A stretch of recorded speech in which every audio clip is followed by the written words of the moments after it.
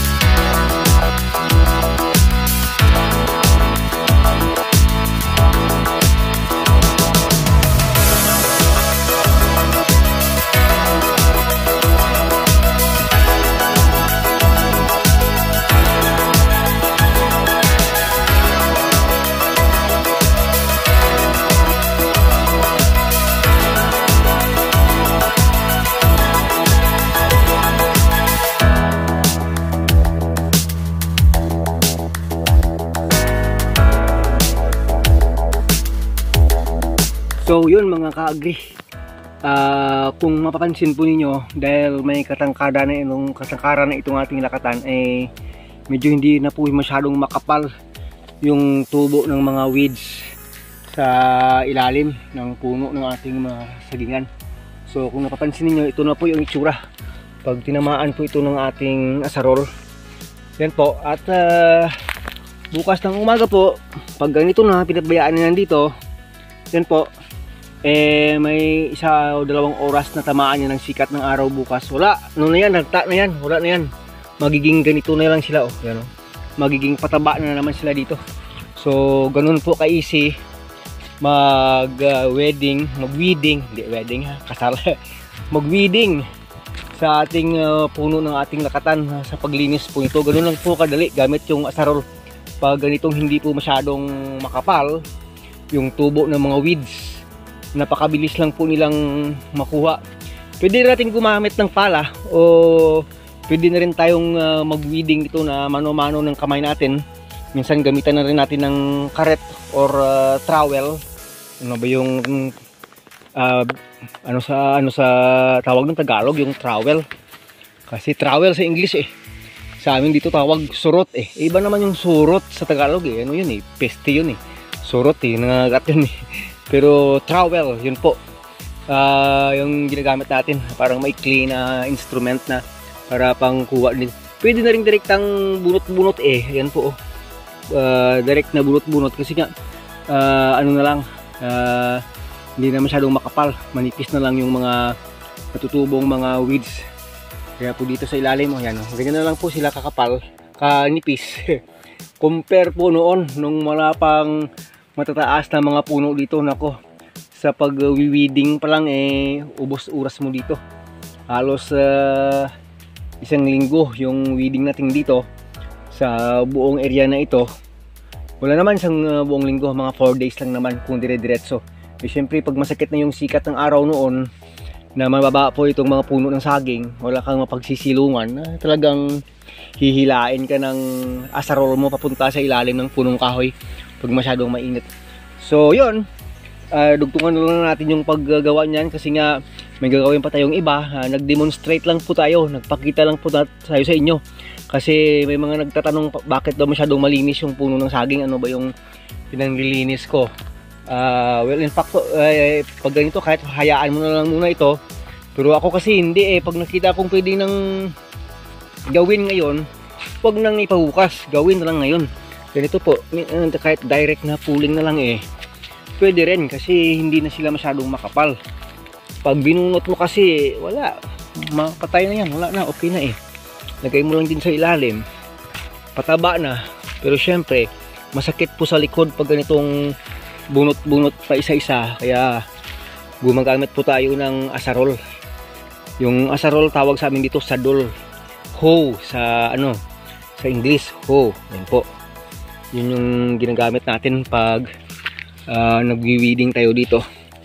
Dati masyadong makapal at mahirap, gumagamit minsan tayo ng pala kasi malapad kasi yung talim ng pala. So yun, mapaparami yung mo, yung magawa mo pag medyo malapad. Ito nga mahirap itong klase na yan po. Yan dyan, gawin lang yung pataba dyan. Yan po mga ka-agri. So hindi na po tayo magpatagal masyado. Libot ko lang kayo konti dito sa ating taniman ng lakatan kasi tingin ko talagang mapapaganda po natin pag ganitong yung ulan at saka sinag ng araw ay balance lang talaga. Maybe 2 months from now yung iba nito dito ay mag-uumpisa ng magbunga. Mga 2 months pa hihintayin ko para magbunga itong naunang mga malalaki. Pero yung mga maliliit, mga 3 months pa hanggang 4 months pa bago magbunga yung mga nandito po kasi hindi naman sabay-sabay, hindi naman sila lahat puro malalaki. Pero sa mga naunang lumaki, may mga nakikita tayo dito ng unang tumaas. Pag unang tumaas at unang lumaki kasi una rin nagbubunga. May mga signs na po kasi na hindi magtatagal kasi magbubunga kasi yung iba dito yung mga puno nagbibiyak-biyak na sign po yun na andyan na po sa puno niya yung puso sa ilalim. Kaya po nito tips lang po yan po, nagbibiyak yung kanyang matagal pa sana ito, nabibiyak kasi nag-i-expand siya ng mabilisan dahil andyan na sa ilalim. Sa area na po yan talaga, andyan na po siguro yung puso niyang ilalabas mga 2 months from now. Matagal pa yan, matagal pa. Nag-uumpisa na siya sa ilalim sa kanyang puno, sa kanyang corm. Kasi ito medyo matangkad na kasi itong puno na ito mga ka-agri. Tingnan niyo po. Ayan. So yun, maraming salamat po sa inyong patuloy na